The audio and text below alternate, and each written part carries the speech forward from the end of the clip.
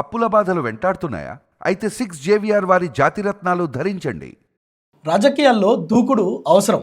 ఎంత అవసరం అంటే ఎప్పుడు దూకుడుగా ఉంటేనే 5 ఏళ్లకోసారి వచ్చే ఎన్నికల్లో ప్రజలు గుర్తించడంతో పాటు తమకు ఓటు వెయ్యాలా లేదా అనే దానిపైన ఆలోచనలు చేస్తుంటారు. సో ఇప్పుడు ఏపీ రాజకీయాల్లో వైఎస్ జగన్ సరిగ్గా ఈ దూకుడునే అవలంబిస్తున్నారనేది అక్కడ జరుగుతున్న చర్చ. ఎప్పుడు ఈయన ప్రత్యర్థులకు ఒక కొరకరాని కొయ్యగా మారారనేది కూడా ఇప్పుడున్న టాక్. ముఖ్యంగా మనం వైఎస్ జగన్ రాజకీయ ప్రత్యర్థులకు మింగుడు పడడం లేదు. ఎందుకంటే ప్రతిసారి 6 నెలలకో 3 నెలలకో ఒకసారి మీడియా ముందుకు రావటం, టక్కున ఒక సెన్సేషనల్ కామెంట్ చేయడం, లేదంటే రాజధాని విషయంలో ఒక హాట్గా ఏదైనా టాపిక్ మాట్లాడడం, వెళ్ళిపోవడం, మళ్ళీ కనిపించరు. కానీ మళ్ళీ తిరిగి వచ్చేంత వరకు కూడా ప్రజలు, ఆంధ్ర రాష్ట్ర ప్రజలంతా కూడా జగన్ మాట్లాడిన మాటల చుట్టే చర్చ జరపడం అనేది ఇక్కడ ప్రధానమైన అంశం. సో ఇప్పుడు జగన్ ప్రజల నుంచి దూరం కాకుండా ఉండేందుకే మావిగాన్ అంశాన్ని తీసుకొచ్చారు అనేది ఒక పెద్ద చర్చ. సో నిజానికి మావిగాన్ అనేది సాధ్యపడుతుందా లేదా, లేదంటే ఇప్పుడు ప్రస్తుతానికి కేంద్ర ప్రభుత్వం కూడా అమరావతికి సంబంధించిన ఒక గెజిట్ ఇచ్చిన నేపథ్యంలో దీన్ని చేంజ్ చేసే అవకాశాలు ఉన్నాయా లేవా అనే విషయాన్ని కనుక పక్కన పెడితే, వైఎస్ జగన్ మీడియా ముందుకు వచ్చి మళ్ళొకసారి ఎన్నికలు ఎప్పుడు వచ్చినా కానీ మా నినాదం మావిగానే, మావిగానికి ఓటేసేవారు జగన్ వైపు ఉండేవాళ్ళు మావిగానికి ఓటేస్తారు, అమరావతి వైపు ఉండేవాళ్ళు టీడీపీకి, కూటమికి ఓటేస్తారని చెప్పి నిన్న మీడియాతో మాట్లాడడం, దీన్ని ఖండించలేని పరిస్థితిలో టీడీపీ ఉండడం.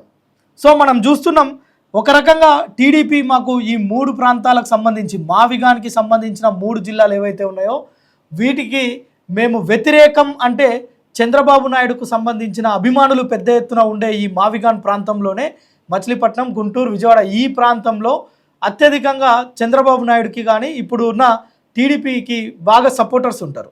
సో ఇప్పుడు దాన్ని బహిరంగంగా ఖండిద్దామా, ఒకవేళ వాళ్ళు హట్ అవుతారు.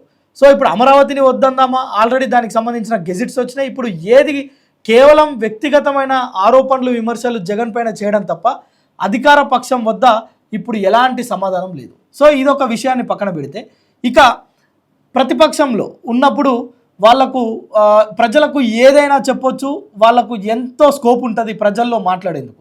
సో కొండ మీది కోతిని వస్తామని కూడా చెప్పొచ్చు. కోతిని తెస్తారా లేదా తర్వాత సంగతి, కానీ ఇప్పుడు పబ్బం గడుపుకోవడానికి కొండ మీది కోతిని సైతం తీసుకొస్తా అని చెప్పొచ్చు. సో ఈ క్రమంలో జగన్ చేసిన ఈ కామెంట్స్ ఇప్పుడు ఆంధ్ర మొత్తం ఓ రకంగా హాట్ టాపిక్గా మారిన నేపథ్యం. ఓవైపు ఇది లోపభూయిష్టంగా అమరావతి జరుగుతుంది, ఇక్కడ పెట్టే ఖర్చు అంతా వృధా అవుతుంది.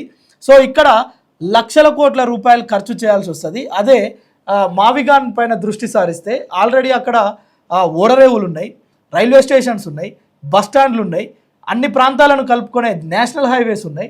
సో ఇలాంటి ప్రాంతాన్ని ఎందుకు విస్మరిస్తున్నారు, ఎందుకు పక్కన పెడుతున్నారు అనేది ఇప్పుడు జగన్ మేజర్గా చేస్తున్న క్వశ్చన్. ఇప్పుడు అమరావతి కట్టడం వల్ల నాకేం నష్టం లేదు, ఎందుకంటే గతంలో మనం చూసినాం అసెంబ్లీలోనే అమరావతికి సపోర్ట్ చేసిన వ్యక్తి జగన్. మరి ఇప్పుడెందుకు మావిగాన్ని ఎత్తుకున్నారు? సో దీనిపైన అనేకమైన చర్చలు జరుగుతున్నాయి. తాజాగా జగన్ చుట్టే ప్రజల మాటలు ఉండేలా చేసుకోవడంలో జగన్ సక్సెస్ అయినారని చెప్పుకోవచ్చు. సో ఇప్పుడు కూటమి నేతలు ఏం చేస్తారు అనేది ఒక పెద్ద ప్రశ్న. సో కూటమి నేతలు కావచ్చు, చంద్రబాబు నాయుడు కావచ్చు, అక్కడున్న మావిగాన్ని వ్యతిరేకిస్తారా, లేదంటే ఈ యొక్క అమరావతికి సపోర్ట్ చేస్తారా అనే విషయం పైన బహిరంగంగా చెప్పాల్సిన అవసరం ఉంటుంది. ఎందుకంటే ఇది పదే పదే ఇప్పటికీ పలు దఫాలుగా జగన్మోహన్ రెడ్డి మీడియా ముందుకు రావడం, మావిగాన్ ప్రస్తావన తేవడం. సో ఇది ఒక మింగుడు పడని అంశంగా ఇటు టీడీపీకి కావచ్చు, కూటమి నేతలకు ఉంది. సో ఇప్పుడు మావిగాన్ పేల్చిన తూటాలు ఆంధ్ర మొత్తం సర్క్యులేట్ అవుతున్నాయి, ఆంధ్రలోని అన్ని జిల్లాలు తిరిగొస్తున్నాయి ఈ తూటాలు. మరి ఈ తూటాలను నిర్వహించే ఎందుకు ఈ యొక్క నాయకులు, కూటమి నేతలు ఏం చేస్తారో చూడాలి. ఇప్పుడు ఈ యొక్క కొందరు ఏమంటున్నారు, జగన్మోహన్ రెడ్డి చేస్తున్న ఈ వ్యాఖ్యలు కావచ్చు, ఈ హాట్ కామెంట్స్ కావచ్చు, ఇవి కేవలం రాజకీయంగా పబ్బం గడుపుకునేందుకే తప్ప ఆల్రెడీ కేంద్ర ప్రభుత్వం ఒక గెజిట్ విడుదల చేసింది, దానికి సంబంధించిన కొన్ని రూల్స్ రెగ్యులేషన్స్ చేస్తున్నాం, ఆల్రెడీ పెద్ద ఎత్తున భవన నిర్మాణాలు అవుతున్నాయి అమరావతిలో. సో ఈ తర్వాత దీన్ని మార్చే స్కోప్ కూడా లేకుండా కొన్ని గెజిట్స్ కూడా తీసుకొచ్చారు. సో మళ్ళా మావిగాన్ అని ప్రజల్ని ఇబ్బంది పెట్టడం, లేదంటే అయోమయానికి గురి చేయడం తప్ప జగన్ చేసేది ఏమీ లేదు దీనివల్ల అని కొంతమంది విశ్లేషకులు అంటున్నారు. సో మరోవైపు వ్యూహాత్మకంగా అడుగులు వేస్తున్నాడు Jagan.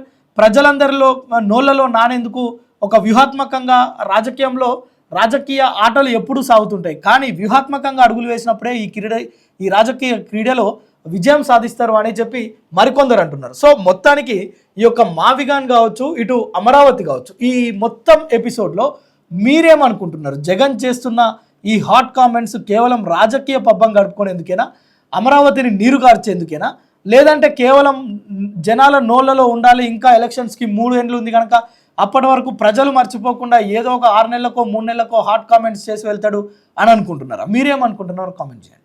Next election would be fought on the battle Mavigan versus Amaravati. Yes, we would stand by it. We are for Mavigan. Everybody who is for Mavigan will vote for YSRCP. Everybody who is for Amaravati will vote for Chandrababu.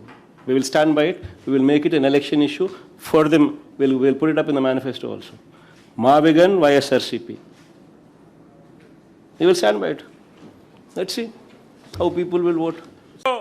3 రాజధానులు పోయినాయి, 3 ముక్కలాట అయిపోయింది. ఇప్పుడు మ్యావిగన్ అన్నాడు.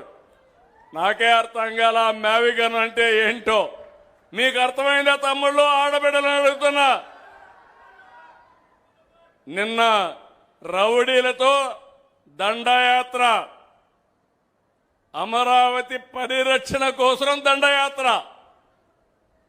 ఒక మనిషి అంటే ఒక మాట ఉంటుంది, ఒక మనిషి అంటే ఒక నిలకడ ఉంటుంది. ఎవరికి నిలకడ లేకుండా ఉంటుందో మీరు ఆలోచించుకోవాలి. ఎవరికి ఉంటుంది? ఏం తల్లి, ఎవరికి ఉంటుంది? ఇలాంటి వాళ్ళ వల్ల మనకు లాభమని అడుగుతున్నా.